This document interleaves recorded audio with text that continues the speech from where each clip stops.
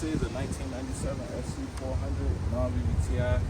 Just changing out the rack for the homie J. It's a very clean car. I'm gonna give you guys a look, see how this thing looks. It's like impeccably clean.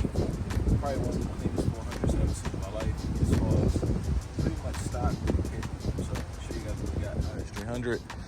The chain is funny. She just so the fuel, we do have a fuel leak on the fuel rail. Just water under the bridge. That's real simple to fix. So AL5 swap, you see the shift is just like super low. I told him, oh, and then the only issue we have is the shift bezels that sits around there. When we put it in like the first gear, third gear, and fifth, it hits like the part of the shift bezel. So we got to figure that part out, but that's nothing. We already came up with a solution. But this is the 400. Look at this, bro. It's insanely clean. Insanely clean. Well, it's dirty because it rained, and you know he drives this on a daily, but this is actually a roll on the OEM fenders. This is not a fender flare anything. This is like just a roll fender and pull, bro. I don't think you literally can't get it any perfect than that. Like, I don't know who did it, but bro, it's insane. It is insane. This car is insanely clean. Has some exhaust, not sure the brand of exhaust, but beautiful exhaust. No engine bay, as you see, is ridiculously clean. Just an all-around clean car, yeah. 97. Had the can side wheels. I think he said the rears are 10.5s and these are like 9s with a spacer, but had to run a spacer on there, I guess, you know, just to get it flush. But it's beautiful, bro. Has a little, I like this little little skirt thing right here they have.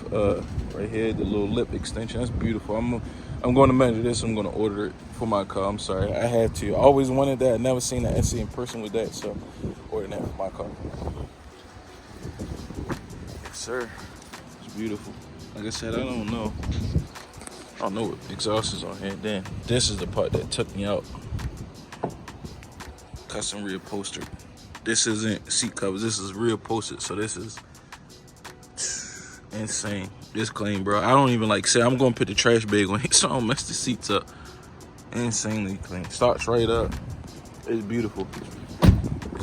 Enough of showing time. I'm just trying to show you guys that just to kill some time because the ground is wet. Ground is super wet. It's drying up some because the sun's sitting on it, so you see a little bit of dry patches happening. So let's go ahead and get this car up in the air, get this rack out. As always, I'm gonna have you guys kicking it with me, man. I love you guys, man. I love you guys. Love the love, love the support. Let's go ahead and get some work done today, y'all. All right, guys. First things first, just trying to drain the fluid out of the power steering reservoir. This will kind of help us some with making less mess when we pull the rack off. So, all right, so we got everything drained from up top. Time to move this beautiful Z30 concept skid plate or metal shroud. These are actually good to have because, as you see, when you hit the ground, this actually takes the hit instead of your subframe or extra etc. type parts. So it's just held on by a couple bolts. We won't really need to take this front shroud out because there's nothing up there. So just removing this one plate should do the job. Let's get it out the way.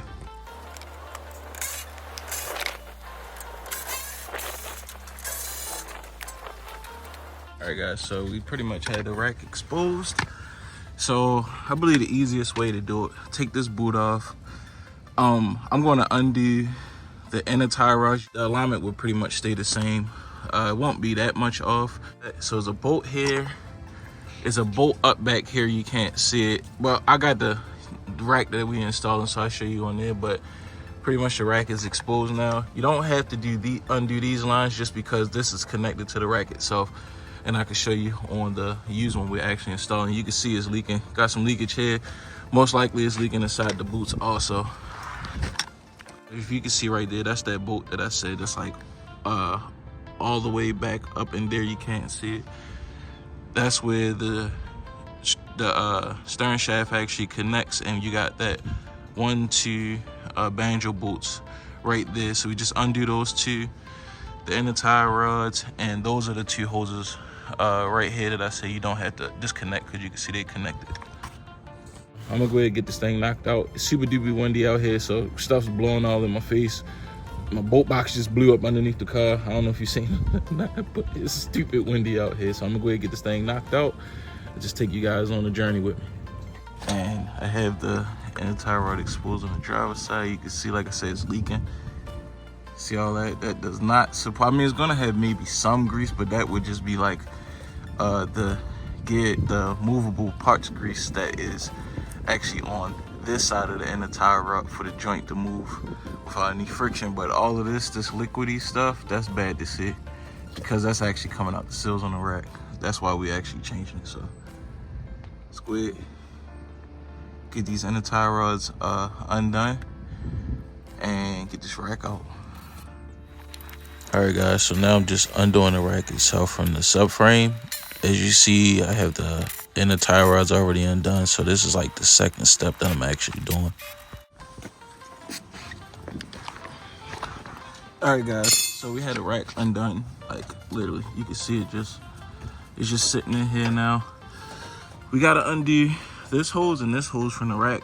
I'm not sure if you can see up in there, but those are the two hoses that go right there.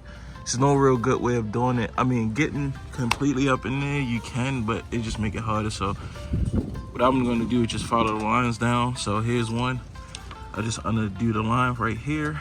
And this right here is the second line that's up there. So I just undo it here. So that way I'll just pull it down with the lines, with the banjo bolts actually attached. And once it's out, I just undo the banjo bolts while it's on the ground. So it's pretty much out. All right guys, I'll be honest with you, the rack's out. I had to undo those hoses from the banjo bolts because one of the hoses tried to strip on me, but water under the bridge. We got the rack out. Let's go. Guys, got the old rack out. So just a quick tip, you have to hit this, get this and this. I did these two from the top. 10 mil hold this, is like an actual type. The fitting just goes around it, 10 mil goes through it. And this, you just undo this. This was like super easy. I was actually surprised. So with those banjo bolts, I had to reach up into the car to get those undone from the rack, just because down below it just wasn't working for me. So as you see, everything's out. So let's go ahead. I'm gonna go ahead and get the used but new rack in. I'm going to take these old boots off and these tie rods off. We'll get this thing installed and take a test drive.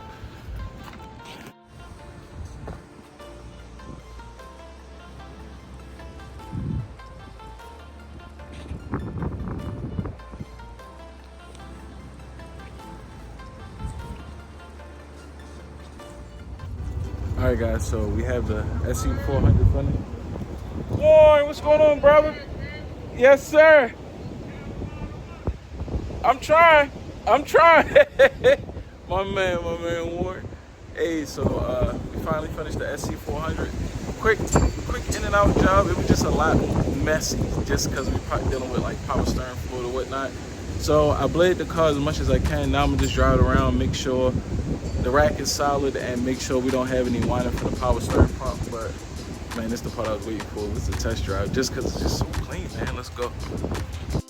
So I got everything draped and covered up. It does have a aftermarket exhaust setup on here. Like I said, not sure.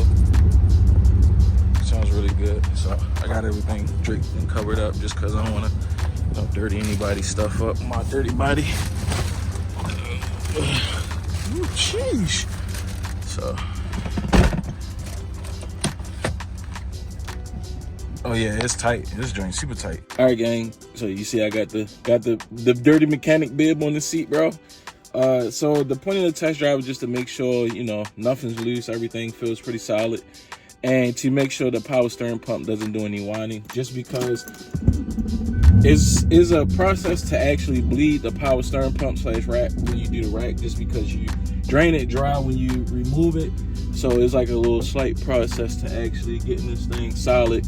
It's not hard at all. It's real simple. Beforehand, the steering is going to be a little off just because of what we did. I try to get it as spot on as possible, but it's pretty much how it goes. Okay, guys, let me be honest. I'm not satisfied. Look how crooked this steering wheel is, bro. I'm 100% sure we can get this thing a lot more straight. Let me call my sidekick Maya out here, and she's going to actually help me get the steering wheel straight, guys. No new year. Coach is slacking. All right, guys, so. New year, no new me. Happy New Year's. All right, so we test driving the car out. Maya actually helped me get the steering wheel straight. Happy same years, because the people who are going to do the same thing in a different year. All right, so we got the steering wheel as straight as possible. It's off just a tad, if you can see. But I mean, this is pretty decent for doing the rack with no machine to get the alignment on. But I mean, this is best as we could get it. But as far as it being like super duper loose, like it's super duper responsive. No more leaks from the rack, so he should be good to go. I'm gonna hit him up, let him know, man. Right, Maya? Until next time, you guys say peace out, Maya. Peace out. Peace. All right, guys, next video.